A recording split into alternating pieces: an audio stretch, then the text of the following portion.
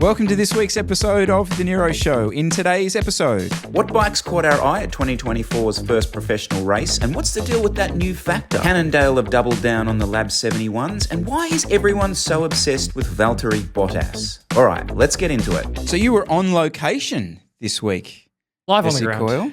Yes. Boots on the ground. Yeah. The whole thing. Where were you? What were you up to? Tell us about it. I was at the Australian Road Nationals, first professional bike race of the year in the world. I was there. Getting your eyes on things. Were you having a bit of a sniff about? Because it's been a while since we just sat down and just talked bikes for a bit. And I think what better opportunity than a professional bike race finally kicking off? There's some fresh stuff appearing. What came across your little nose as you were sniffing about around there on the Sunday afternoon? Well, it was, if we talk bikes, I wasn't there specifically just to walk around and look at everyone's bikes, but as you do. You're a coach, whatever, you've got people there, so whatever. It's interesting what's happening with some of the brands, because it was pretty clear in person and not just looking at it online. There's a difference between the good-looking bikes and the bad-looking bikes. But hold your breath, people. Some of the brands are doing well to mask it. So I put up a story of the Jayco bikes, the giant Propels.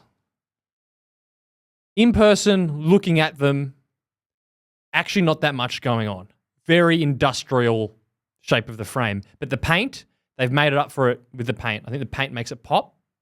So I thought it was hot. I put a story up. I got a bit of backlash and people thinking that thing's not hot. I think, look, not everyone can have a good-looking frame, but if you can paint it up, make it look nice, I think they've done a good job. It looks really good. And the way it matches their kit is really nice. The Cadex wheels with the big Cadex logos I really like too. So I think that package they've got there, they've done well with what is a pretty, let's be honest, boring silhouette frame. Yeah, big logos on wheels.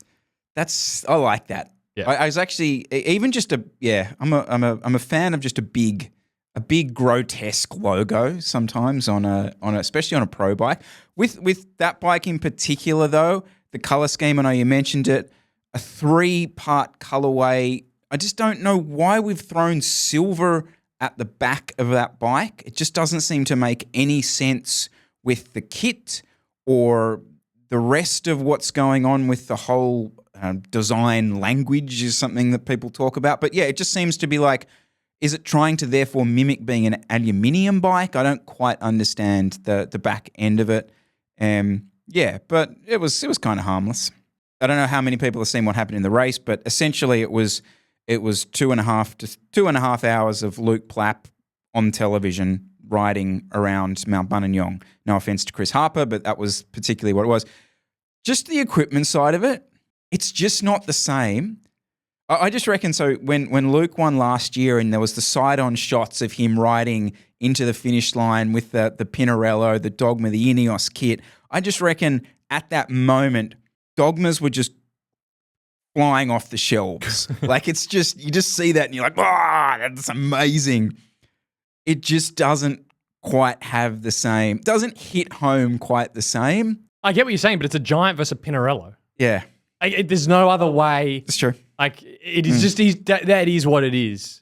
I think they've done pretty well to make the frame look good, matches the kit. They've won nationals on it. Like they haven't just won nationals, they've just shat on the rest of the field on it. Yeah. So I don't know what else they can do. It's just that's almost my point. Yeah. Like it was even more impressive a performance. Like, and yet I think we'd all just still come away from that going, oh yeah, it's a giant. Yeah.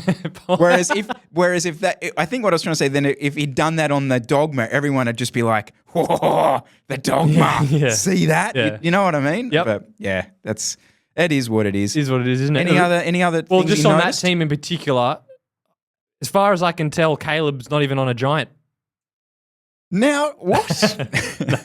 That's I said that particularly inflammatory. As far as I can tell, he's actually on a live that he's painted up in the giant scheme because they don't make the frame in the Propel small enough. Wow. Okay, that's actually, yeah. I mean, I'm impressed by that. How small a frame does he run?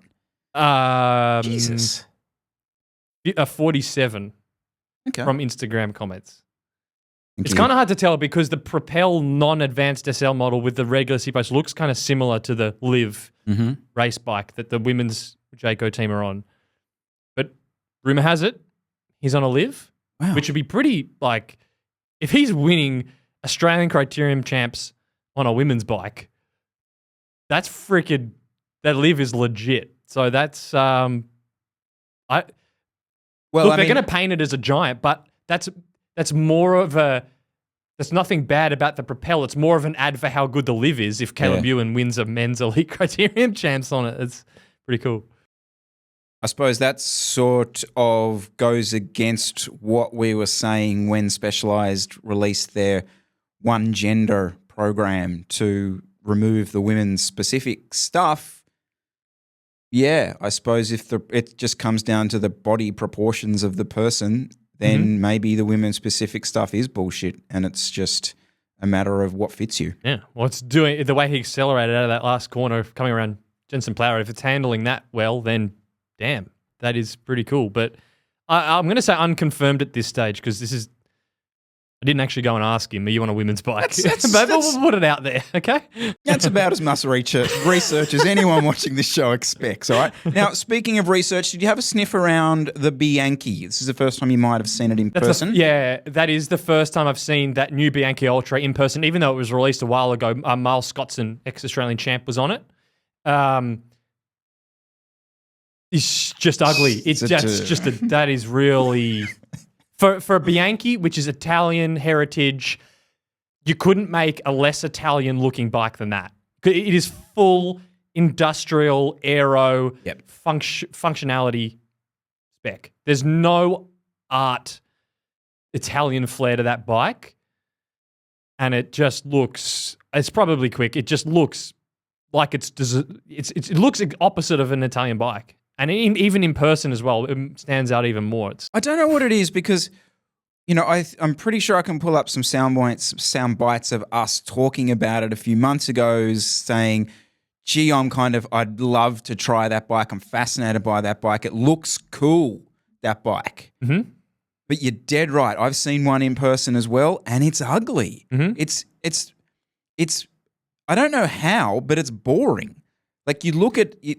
You look at it in terms of the all the extreme sort of shapes and everything of it. You would have thought the whole package of it would be quite out there, but maybe it's the paint job. I was thinking a bit more about it. I think it's lacking curves. I almost think that's what we expect from Bianchi is some kind of shape like that, whereas this is just really harsh lines. It's quite, so it is quite harsh. The only thing I would say is I don't think it's boring. I think it's aero road bike, but then dialed up to 11 and kind of looking like a super bike, but in a really not artful way. Mm-hmm. I actually don't think it's boring. I would say the Propel is a boring looking frame. If you had them in raw carbon, no paint, the Propel there's no curves to it. There's nothing going on. It's just do its job. But the Bianchi is kind of like a 12-year-old boy has designed an aero bike on Photoshop. Like that's probably what you'd make. So, yeah. But so you think it's a little boring. I think it's kind of overwhelming. It's like an overload of just. It's like a superhero equivalent of just over the top. The handlebar of it, that the junction between the seat stays and the seat tube, that whole thing. It's the reason I said boring is when I actually saw that in person. I didn't realize at the time, but I'd been riding with the person who had that bike for 20 or 30, well, up to an hour. Mm-hmm. And I didn't even think to go, oh, that's the new, do you know what I mean? It didn't pop out. Whereas I'm normally very kind of good at that stuff. Like I will identify bikes quite quickly because I'm drawn to them. It just sort of disappeared off into the distance. Maybe more to the paint because they seem to just, they're not playing on that Celeste colorway really with that design. It's mostly black. So potentially that's doing it too. Another, like if I'm saying the Propel silhouette of the frame is a bit boring, not much going on. The Scott foil, Beautiful looking bike. Yeah. Really, that is a work of art. Just looks really nice. Regardless of the paint. It could be any paint. It just is really nice looking. James Rillen was on that going up the hill. It looked really freaking good. I just can't say enough good things about how that bike looks. It really stands out. Is that the first time you've seen it in person? It's the first time a couple of people in Sydney have them, like at the shop. I've seen a couple, but I have never looked at it in detail in person. Holds up. Yeah, it does. So one more bike. Yep. And I got a bit of I don't know if this is a story or what, but it's this blew up on Instagram and on cycling news. So my chain guy, Yep. accidentally, or I'm not sure accidentally, but he leaked the new Factor Ostro VAM.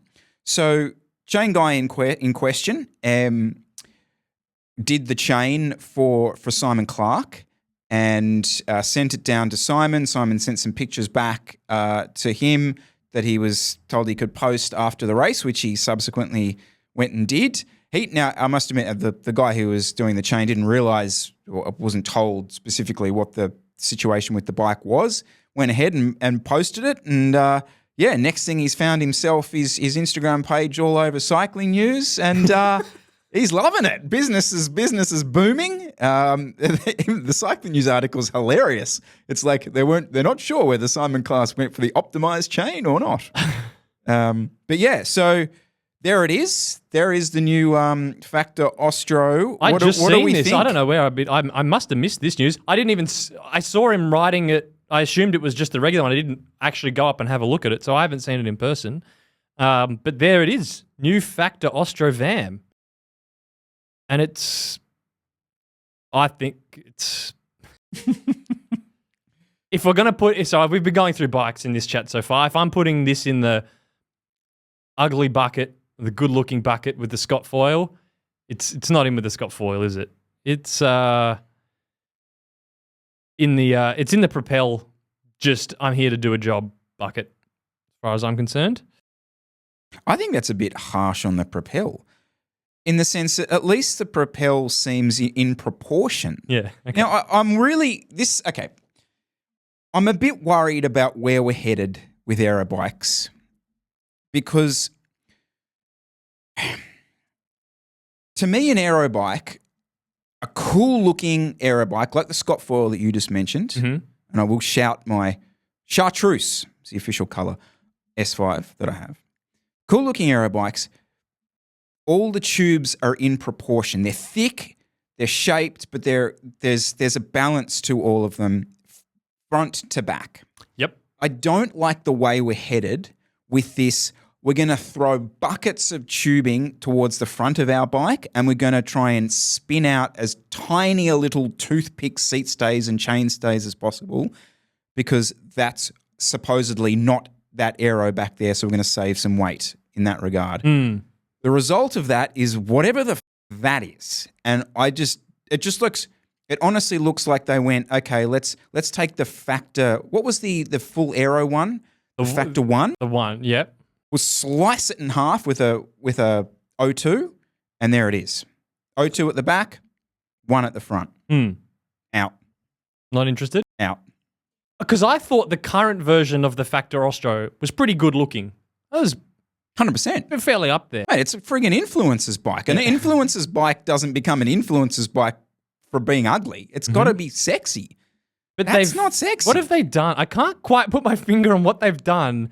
They've kind of chopped up a bit of the seat tube. If we look at the photos here, it's got an ugly collar sort of thing on it. I mean, and then it's just looks like it's thicker in the down tube and a little thicker in the head tube. It's just, yeah. It's actually not, now I'm looking at them side by side, it's not that much different from the current version. It's just thicker in worse places and thinner. It's not a dramatic shift. It's not. It's just, when the metrics come out in this, it'll be, what do you reckon, 200 grams lighter? Well, they'd be doing well if they made that Ostro 200 grams lighter, but yeah, potentially. Let's say it'll be that. It'll be 7 watts faster. No. No, probably not that much. 3 or 4. 3 or 4. Maybe, yep. Yeah, 3 or 4, and that'll be it. Yep, same stiffness. Fair enough. And a little bit uglier. I mean, I couldn't. I'm just talking about the looks here. The stats we can. But so this paint scheme I also find interesting because the front of the bike is the thicker end of the bike. So the paint scheme they've done here for the team is the lighter blue in the front end, darker blue in the back end. So they're accentuating the thicker part of the frame, which I find strange. That's generally the ugly part. That's just for aerodynamics that you're trying to hide. Make the back end, it's a bit thinner, brighter. Like I would be curious what that bike looks like if they swapped the frame colors around. I mean, you look at that. I mean, I think the Aerode's a cool looking bike, but it's a cool looking bike because it's in proportions. I mean, look at that head tube, the seat post. There's consistency across that, you know. Yep. But at the end of the day, would that bike ride better if the seat stays were thinner? And would it be more aero if the fork was deeper? True. Yes. But I find it interesting that because I always thought, and now we're not aero at the back end anymore, but like look how shaped that back end is, and I see that on the S5 as well, where it's like that rear wheel just like hides in behind the seat stays. That doesn't seem to be as big a deal for these guys anymore. Yeah. Which is, I guess, good. I think that I think that's like, if you want a bike designed just to look good, there's a place for that. But at the end of the day, these are race bikes intended to be ridden by World Tour teams. They should be trying to make the best bike possible, not the best looking one. So fair enough. Yeah. No? I think Factor's got a foot in both camps here. Right, okay. Like, right. you know, and I don't say this out of criticism. I say this out of well played, lads. Like, it's the Influencers brand because it was a really sexy bike. Okay. I wonder whether that's going to hold firm, hold true with that particular model. So from like a brand decision, you're saying they should not necessarily be all performance oriented. Yep. Try and make it also look the part. 100%. Okay. Fair, cool. Yeah. I mean, performance orientated, they're not in the World Tour anymore. So it's whatever. Yeah. They aren't, are they? Nope. Oh, there you go. Finally, just massive shout to Ren. Like, he's good on him. This is a young Aussie kid up in Brisbane. Like, Simon just reached out the same way that I reached out to him. So he's got a bit of free publicity here. And I love that he's doubled down on this. He's taking screenshots of the cycling news thing, which was kind of meant to be sort of saying like, oh, this guy's like stuffed up here. And he's like, stuff this. I'm screenshotting this and putting on my – and then it's got comments under beneath like, you know. He was also waxing the chain of the under-23 Australian time trial champion, Jackson Medway. On the chain, he's on using your chain guy. Chain guy. There you go. Tell you what, big things ahead for my chain guy. Now, all right, time for you to coolest bike from Nationals. What was it for you? I don't know if I'll put you on the spot here, but so I've got mine. You better not steal it. James Willens. Scott Foyle with SRAM Red, Zip 303 or the 353 wheels. Yep. Hot. I hate my answer, but there's nothing I can do about it. It might have also been affected by the race itself, which was the men's under-23s race, which was the best race of the weekend as far as I'm concerned.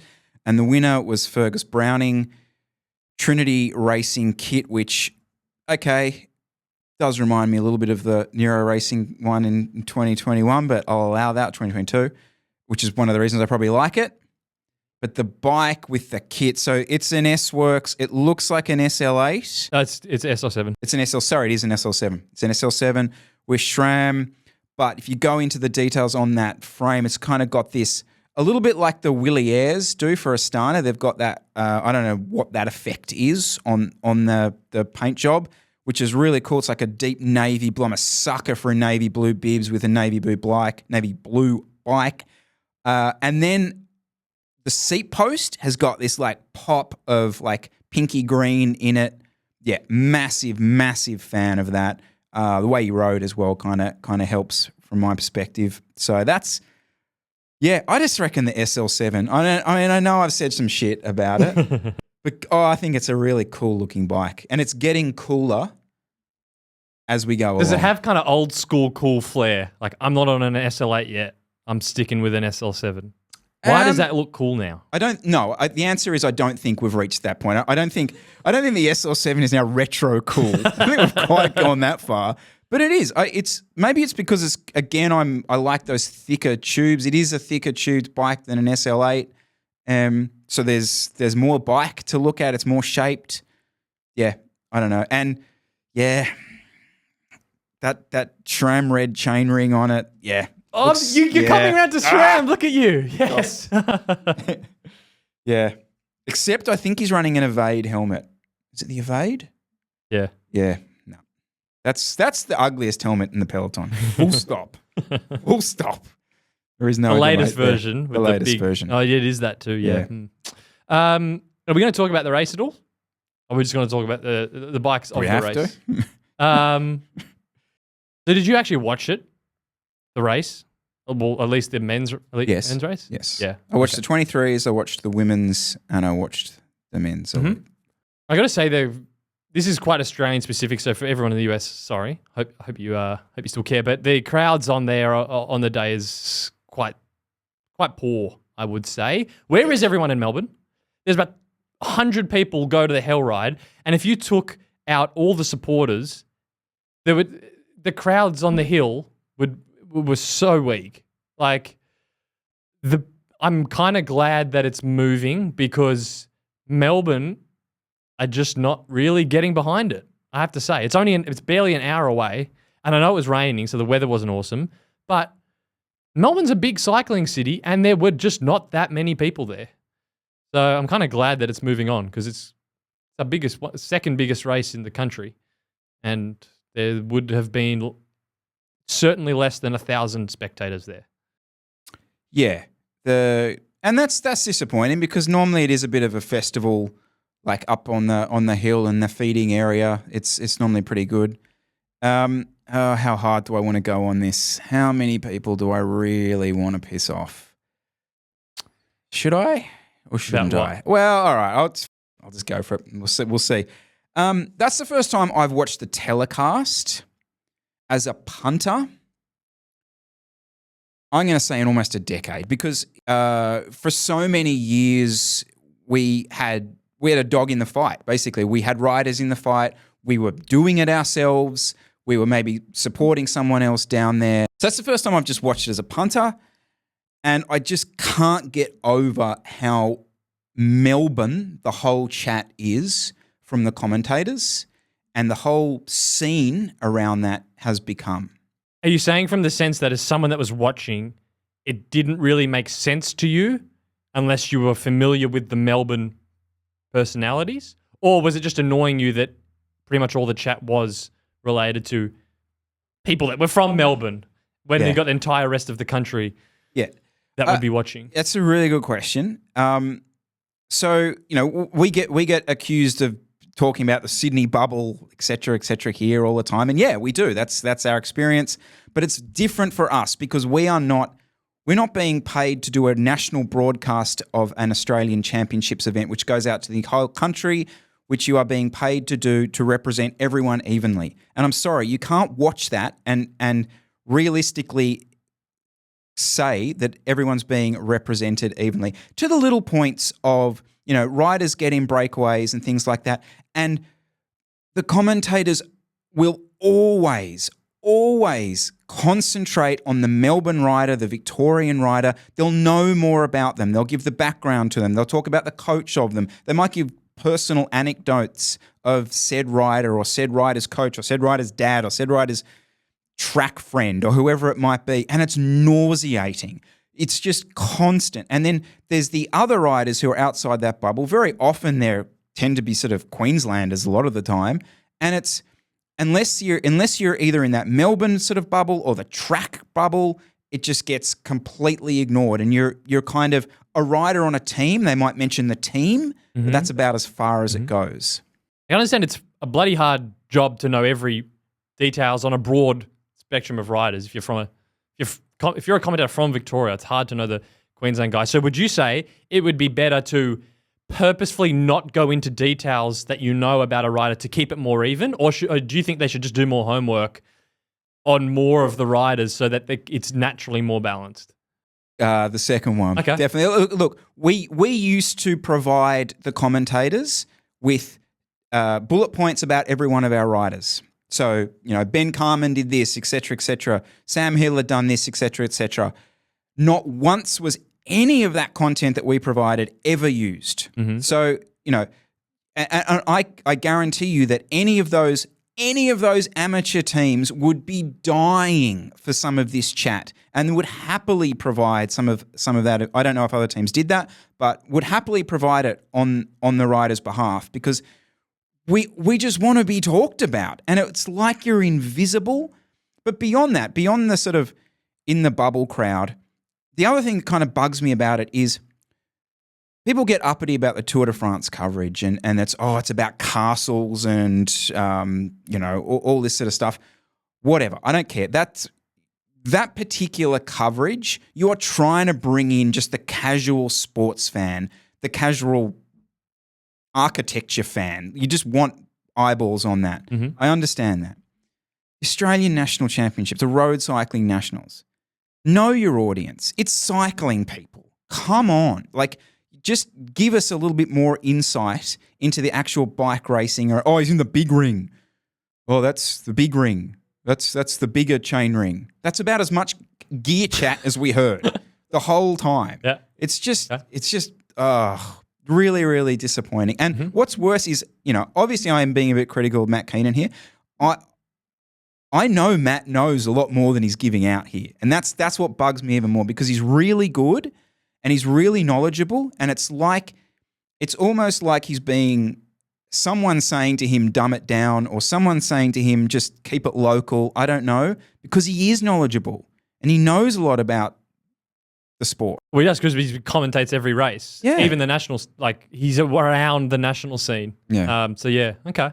My last little rant about it is the generic throwaway line of, so there's the World Tour pros, et cetera, there. And then there'll be, obviously, one of your riders, Elliot Schultz, was in there towards the end. And they use these really annoying terms, which is like, oh, well, Elliot's there. He's a domestic rider, which shows just how strong the National Road Series is.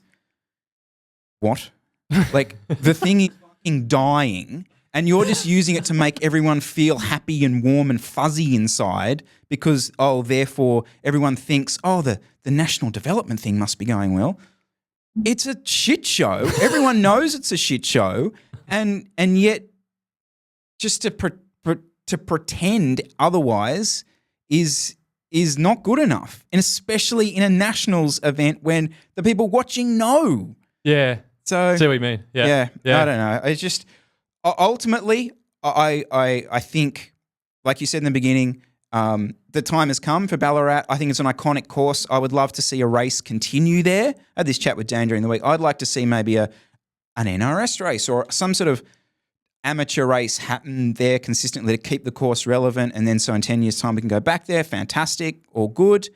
But yeah, we need to fresh blood. Mm-hmm. Get the Puppers crew in WA around it. They'll froth it. I was going to say, whatever. There would be more people. I'm pretty sure there'd be more spectators at Boxing Day Puppers Bunchy than there were on the hill on Sunday. Yeah. Anyway, I just also want to say there's a bit of criticism of the race or for Jayco because it was kind of boring, but they haven't won every year. It's hit and miss. They quite often they don't have the strongest rider and they cook it up. So to see them come and ride the first 4 laps like it's a club race and just 2 in a group of 12, another guy bridges, and just absolutely destroy the field, hats off, because they haven't done that past years. So to get Luke Plapp on the roster, then come out and just destroy the men's race, towel up the women's race. It's kind of boring to watch, but who cares? It's just, as a sporting performance, it was freaking amazing. Yeah, I agree. Quote of the day, though, was Luke Plapp. I don't know if you heard this. Luke Plapp being interviewed afterwards. He's like, it's so good. The Aussies are back. I was like, Luke, there's no alternative here. It's Australian National Championships. Aussies have gone 1, 2, 3, 4, 5, 6, 7, 8, 9, 10. But anyway, we'll leave that. We'll leave this. And you said like the beginning, this is a very Aussie chat. I accept that. But I think that's pretty common across. I mean, most people, when you say to them that our national championships it just stays in the same place all the time, and if you say that to Americans or people in the UK, they're like, "What? Why? It makes no sense." Mm-hmm. So I think that moving it around, getting some fresh blood in it should be a good thing. Mm. Not Sydney though. I should say, like, having just criticised the way Melbourne bubble, the Melbourne Mafia have held on to this for the last decade, please don't bring it here. We'll completely stuff it up. Completely. All right, that's a pretty good wrap up. Nationals, equipment, race, just generic rant. Yep. All good? It's good to have racing back. Excited. I don't know if anyone in the industry watches this show, but sometimes I see stuff happen on social media with really big brands, and I honestly feel like maybe this is really narcissistic, but it's a reaction to what we're talking about. So Cannondale have released the new EF education bikes. Yep. And they've just doubled down. They've just gone, hey, we don't care about anything. We're going for this Lab 71 thing. So what they've done is a cross-post, collaborative post between Cannondale Road and EF Pro Cycling. It's a carousel of their new, nicely custom-painted Super 6 Evo High Mod with the High Mod sticker in plain view. They've gone to no effort to hide the fact that it's a High Mod frame. UCI logo, HM, capital letters, and in the second sentence of the description, the 2024 Lab 71 Super 6 Evo for EF Pro Cycling will blah, blah, blah. They have, it's almost like they've doubled down. They've gone, well, we don't want to hide it. We're just going to make it even more obvious. And the other thing they have done was the top two comments on the post were about the fact that, what is this? And their author, which is their account, has liked every other comment except those two, but they haven't deleted them. So they're not hiding them. When I first brought this up, you initially didn't really care. Back when we were... Yeah, when we really discussed it. You were like, well, whatever. And I was getting a bit up in arms about it. What do you think now? Is this funny? Is this just the joke now? I still don't care from the Lab 71 type stuff, but it's absolutely hilarious. And this is the early leader in the most shared to Chris's Instagram DMs by followers of the show easily. I reckon I had 200 or 300 people send me this post with like laughing face emojis.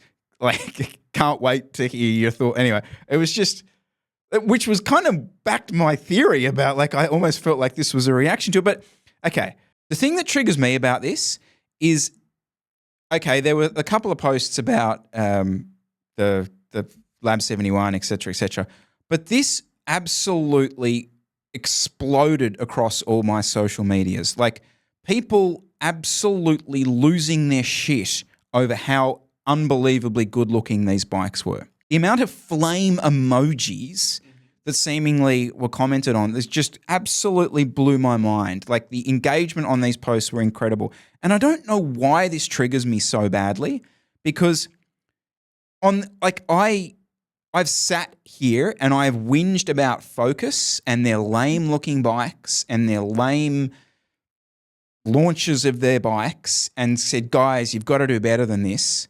And yet I'm sitting here going, well, Cannondale, you've just released this bike that's got a nice paint job on it, and why am I losing my shit over that?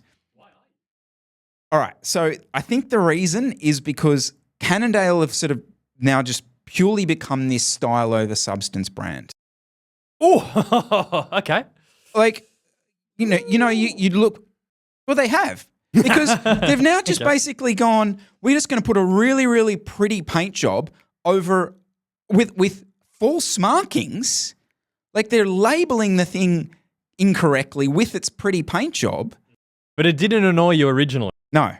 So is it annoying you because now they've painted over, they've made it. It's like we've relaunched the bike. Okay. With this pretty paint job. Potentially it's that, or yeah. And I can tell you're genuinely annoyed. I want to get to the bottom of this. There's something in the back of your brain that annoys you about, because me personally, I mean, I don't like this color scheme. It's just not my. It's a bit too artsy fartsy for me, but I appreciate that it stands out and it looks cool compared to a plain S-Works.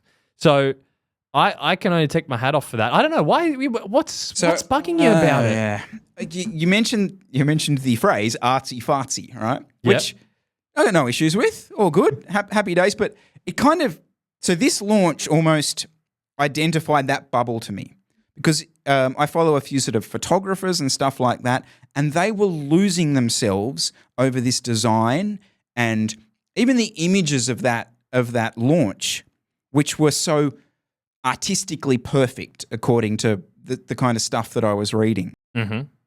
Which is a whole sort of cycling bubble that I know exists.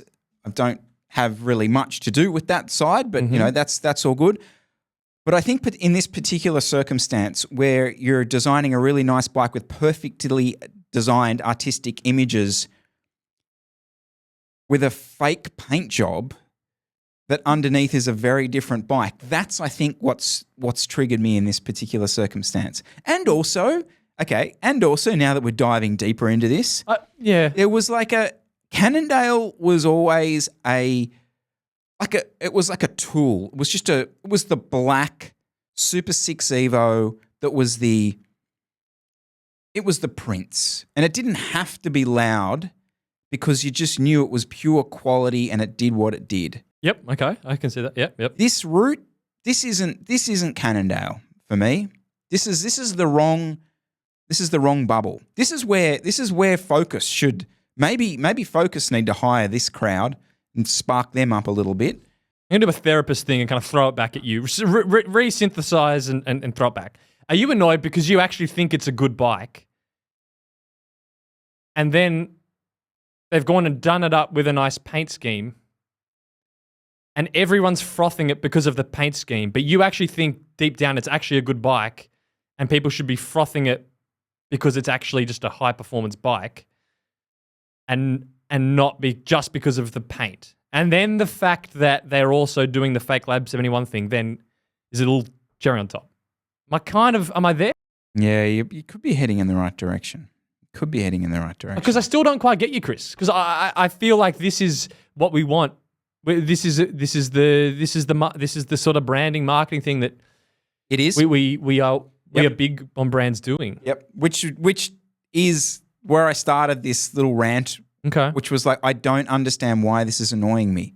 Because you're dead right. This is what we're calling for. Yeah. So you know how Lotto Destiny have moved to Orbea?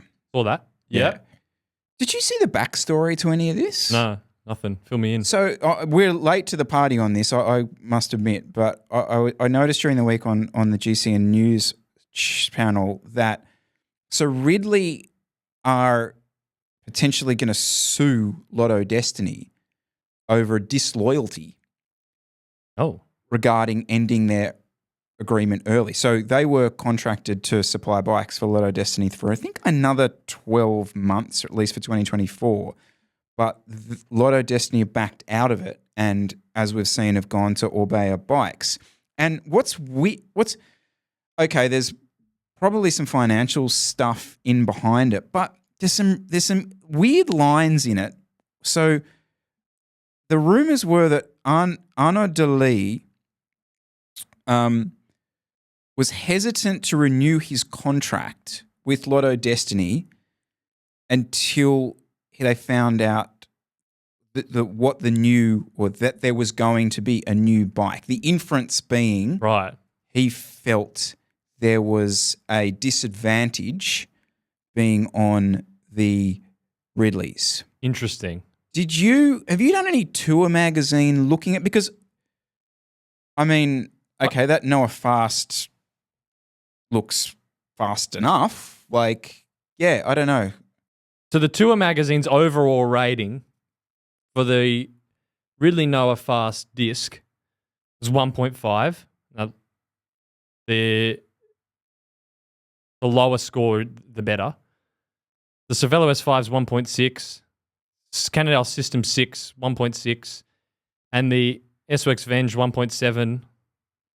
Trek Monome was 1.7, and if you actually look at that breakdown, it was pretty well rounded. Aerodynamics was pretty good, 213 watts, which is up there with all the top aero bikes. The stiffness was fine. So me looking at this test, I can't see it doesn't look like it's lacking in any area from Tour Magazine's test. So I don't know what that would be. Yeah, I don't know. Maybe I shouldn't have even brought that up because I kind of feel with some of this stuff, like they start just throwing these like little rumors out as a way of getting out of contracts. Do you know what I mean? Like, oh, the riders don't like the bike; they think it's slow. We let us get out of your contract early, or we'll start like bad mouthing. Like, I don't know. I just sort of feel like there's a bit of that. Stuff gets lost in translation. Like maybe he doesn't like the tires. Yeah. And then he says, "Oh, I don't like the equipment," and then like a news thing runs with it. Yeah. The Ridley Noah Fast looks fine. Yeah. I can't really see. Yeah. Interesting partnership. I don't know, like Belgium brand. Yeah. Like, how would you describe Lotto? It's like a pretty hard man's thing, and then the Orbea is like the what's the go with Orbea? Do you know much about Orbea? Spanish Basque region. Yeah. Yeah. It's actually a really old brand. Yeah. Euskadel, the team that you don't like. Whoever they are. Yeah, they should be riding orange bikes. Get them on the orange bikes. I don't know. Like, I kind of like it. It's just a funny fit. That's all. Like, they're going to be running branding wise. They're going to be running their in-house wheels from Orbea too. That's the whole setup. Wheels don't matter, mate. Watch Tour Magazine. Try and keep up. Actually, can I just quickly? So I had a lot of people reach out about the Tour Magazine thing. One guy who potentially I'll get him on the show at some point. I haven't talked about him with you. He was actually working for a bike brand in Europe, and when they were building their frames, so their test bike was always a 56, and they would optimize the 56 because they knew that was the bike size. It would be tour tested. Mm-hmm. They would optimize it around that, knowing because they knew the testing protocols that Tour Magazine did, which is nothing wrong with this. Like whatever, like you know the bike's going to be tested, so they would do that, and so they would optimize it to perform well in those tests. Which was one of the people pick up on this stuff. The commenters are freaking on it because people are commenting that like, well, this testing applies to a size 56. What if I'm on a 48? Can you take anything from the results? Correct. I mean, I don't know. Maybe, I maybe actually not. have no idea. So that's but that's what you're kind of getting at. 100%. If the 56 was designed, as the model. Yeah, that's one of that. Well, that is one of the criticisms. Can they test every? Can they test every frame, every size? I mean, like, it's just Everyone should ride a 56. I reckon that'd be great. Let's get everyone. That's a solution. You pick the fastest Tour Magazine bike, and then you just run a 56. No matter what size, so that you know it's the optimized. Get Caleb on a 56. That'd be great. Can we go to some YouTube chat? Because you put one of their videos in here that was, I'm going to say, viral is a stretch. More like a couple of people sent it to you. But it's this, everyone's a shill channel. We go again. Are we going to, can we go? Fine, whatever. You put it in the notes. I did out of spite, I think, because this is what you do on podcasts. You talk about, anyway. Go for it. Well, because it's like this channel came up that the controversial cyclist, but he's gone it's just a Hambini sort of route. All the boys are in the comments, by the way. Durian rider kind of route, and it's another one of these just calling channels out channels. I watched two of them, and I thought they were hilarious. What's your take here? No, okay. I like the being called out stuff. I think cycling YouTube needs more of that. I've got no issue with taking the piss out of each other. I would love to see us on there one day being absolutely, what's the UK term they all use? Reamed, whatever it is. It just sounds so horrible. There you go. Get us on there reaming. It's more the industry's dying, or the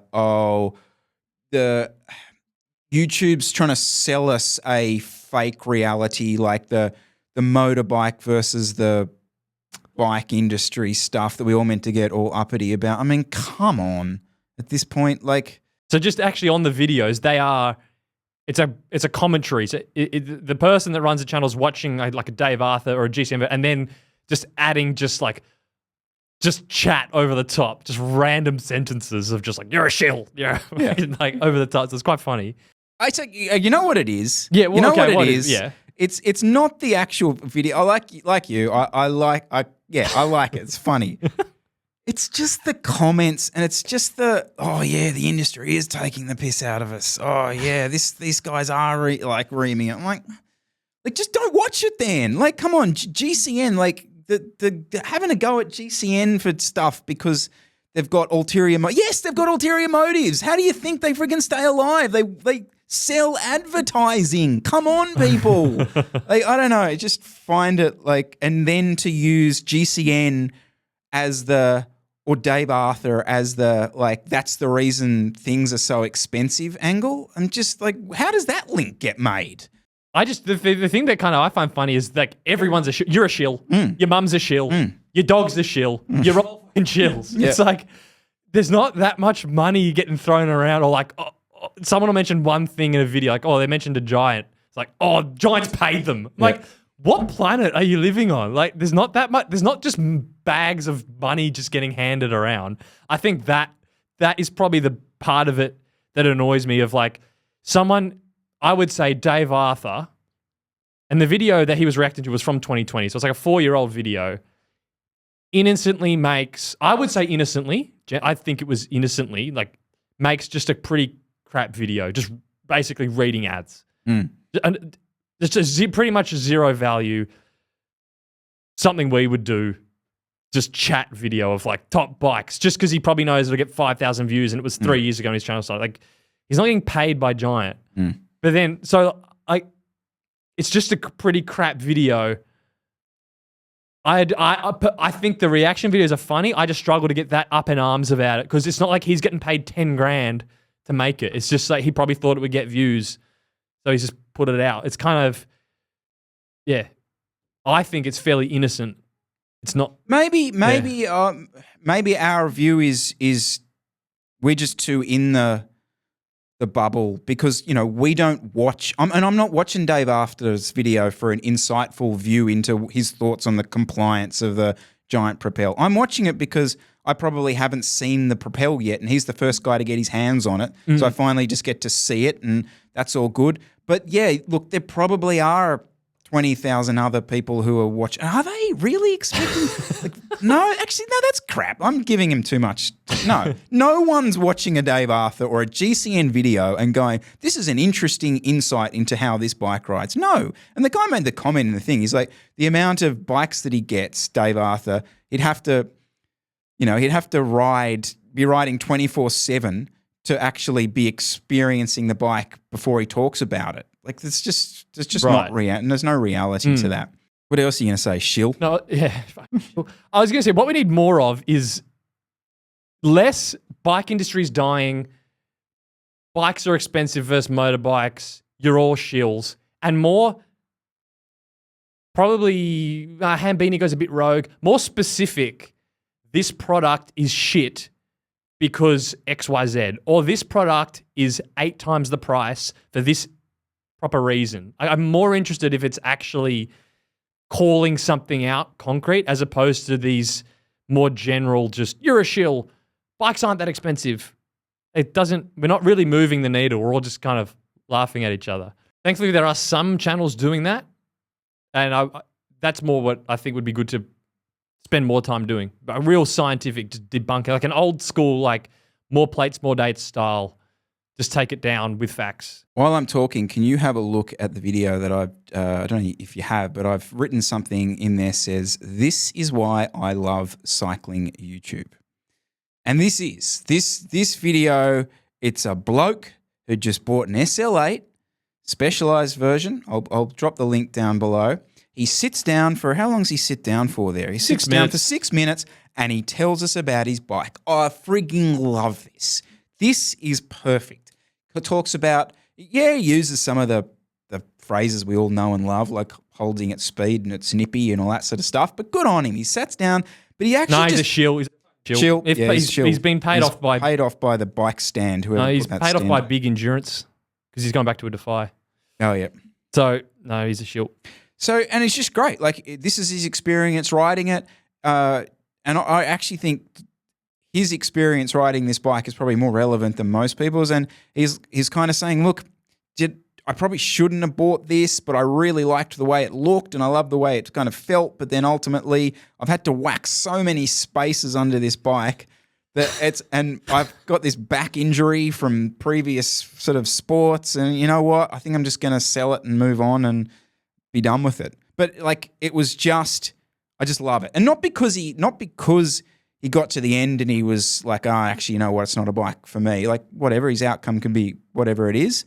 But this is, I know it's not sustainable. This is you know what would be great is a way somehow this sort of stuff was filtered out to everyone. Like if GCN, for example, had an avenue where this guy was able to send them their review and then therefore we get to see this because I don't know how this popped up on my feed. Potentially, this is the frustration that the only channels you're seeing about the SLA is people saying how well it holds its speed. So the videos like this Jace likes bikes is put up is totally suppressed because it gets zero reach. So that's a fair point. He's actually done a good. This isn't like a backyard video. There's B-roll, proper microphone. This is actually pretty good setup. Mate, this is actually what we're here for. I honestly do think this. Like, I will keep digging to try and find these as much as I can, and I do want to try and bring them out because this stuff exists, and as I said, this is why I love. So what's the take? So you watch? Sorry, I haven't watched it. I probably should have watched it. So what's the takeaway? He liked the bike. It's just the wrong position. It's just wrong position. Okay, yeah, look at the number of spaces under there. Yeah. He's got an old back injury, and yeah, he's just like I can't do 2 or 3 hours more on this than I can. Mm-hmm. So he's begrudgingly going to send it back. Okay. Well, he's going to sell it. 54. Get around it, Jesse. 54? That's more your size, isn't it? Oh, well, let me go. Yeah. No, but it's not an S-Works. It's only a Specialized. Sure, you probably wouldn't. It's not an SL7. Get me on a 7. Why are we all obsessed with Valtteri Bottas?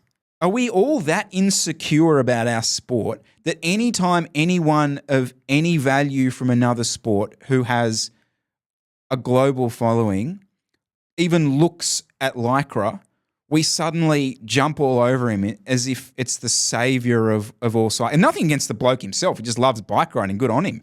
Fantastic. I just find the reaction to him by everyone, just every sort of normal cyclists, is bewildering. I don't really watch Formula One. So my wife messaged me when I was at Nash. She said, "Oh, Valtteri Bottas is there." I'm like, he could walk past now. I wouldn't even know. So it's kind of irrelevant. I mean, look, I could sit here and go like, well, he's a big name. He's got 4 million Instagram followers. But like, I'm with you. Like, he's getting more froth than Tadej Pogačar. Like, he's getting more engagement than It is weird, isn't it? Yeah. And like GCN articles about how fast his Strava. So the article about how fast his Wollonga Hill time was the most viewed article on GCN for over a week. And this was like a week where Tour Down Under's coming up, there's kit releases, et cetera, So I am going to cop some stuff for saying who cares. Lots of people care. This guy's a massive deal, seemingly, in cycling.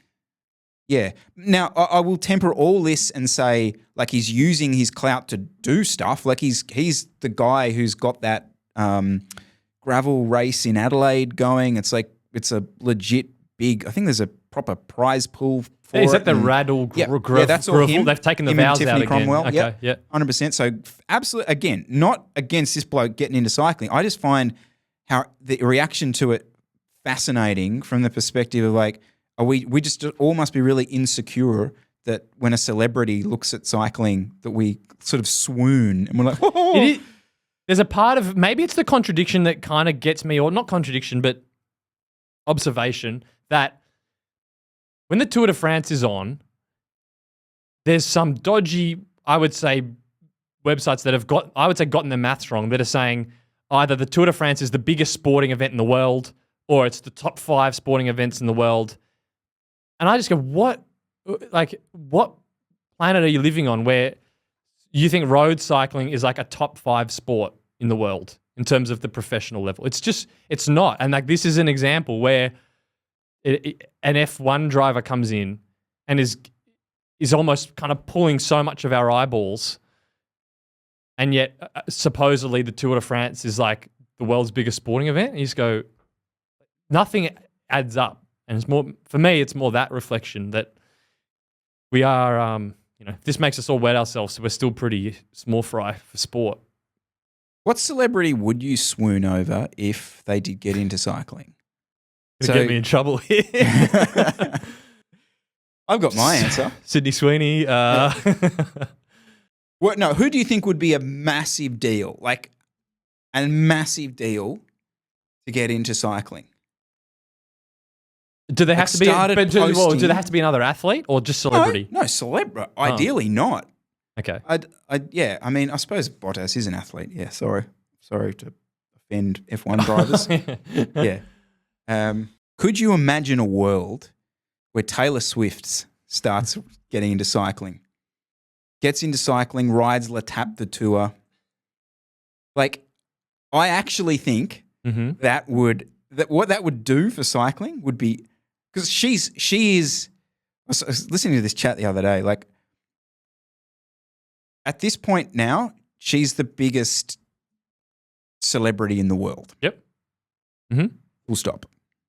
She's at like the crest of her wave. Mm-hmm. Now she's probably timed dating Travis Kelce 1 year out. Like, if she was dating him last year, it would be like the whole world would have exploded because they go on to win the Super Bowl. And if she was dating him then, you're just completely confused by this. He's not winning the Super Bowl this year, so that's probably not. But she's easily the most popular, I reckon, worldwide, cross-generational, you name it. Get her on a bike. Get her on an SL8. Get her on an SL8. That's well, Gordon Ramsay, he popped up a couple of weeks ago, Specialized Ambassador. Put a post up, Instagram, 115,000 likes. Wow. It's good. Gordon Ramsay's up there. Yeah. But he's not cool. He's just an absolute mammal. Full. This photo, I'll send it to you. Proper mammal spec. So it doesn't really have I don't know, what do you think? Taylor, besides I Taylor? think Taylor. Yeah. Like, I was watching, so did you see Average Rob? So Average Rob is a Belgium YouTuber. Yeah. And so he's been following some stuff with Van der Poel. Did you do something with Van Aert? I can't remember. Anyway, they just put one up with a cyclocross. Shout out to Benji for commentating it. And like, that's another angle, like a Logan Paul or a... Him? He's been riding because he's dating that jumbo skiing, ice skating, speed skater woman. Oh, he was riding around on a road bike, actually. That did pop up. Yeah. That got a bit of, but not, I think he was in sneakers. He wasn't in full roadie spec. Maybe someone not in, Taylor Swift's not in the sporting arena. Maybe a politician, someone that's got nothing to do with sport. Joe Biden fall off his bike a few weeks ago, or months ago. Oh, sorry, it's not Logan Paul, it was the brother. The brother's dating her. And the Jayco Paul. All right, let us know down below, guys. What celebrity do you want to see in Lycra? Actually, I probably shouldn't phrase it that way, should I? Who would you like to see on a bike? Righto, so Tour Down Under is coming up. I am heading down. I have a couple of things. I managed to get a media accreditation.